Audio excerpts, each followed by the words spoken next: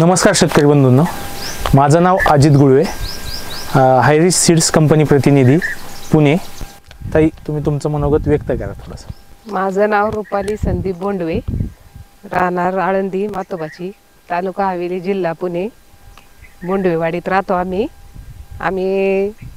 हे दना पेरला चारोचा, तो 35 ते 40 दिवसात आला. 10 किलो पेरला, एवढा इकडे पेरलेला आहे. त्याच्यात 4 ते 5 हजार माल गावलाय. अजून परत काय गावते. चांगला दाना आहे, वास आहे त्याला, पानं बी चांगली आहेत. पाऊस झाला तरी म्हणजे काय झालं नाही त्याला, व्यवस्थित आहे. चांगला दाना आहे चारोचा, पालेदार दाना आहे, हिरवा आहे, फुटवा बी चांगला आहे त्याला. पण एवढा पाऊस झाला पण टिकबिक नाही पडली अजून. आणि हिरवागार आहे, चांगला वास आहे त्याला, त्यामुळं गिऱ्हाईक घेतं याला.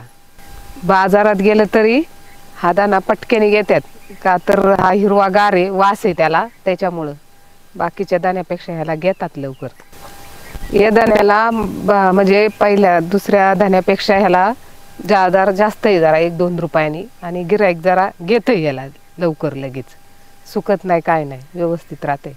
आम्ही आता इथं 20 गुंठ्यात पेरलं, ते व्यवस्थित आल्यामुळं आम्ही परत 4 वेळा दाना पेरलाय. सगळ्या शेतकऱ्यांनी हाच दाना पेरावा अशी हे करते मी, कारण हा दाना चांगला आहे, त्यामुळं म्हणजे व्यवस्थित आहे. तर सगळ्यांनी पेरावा. आम्ही पेरलाय, पाहिलंय, सगळं व्यवस्थित आहे.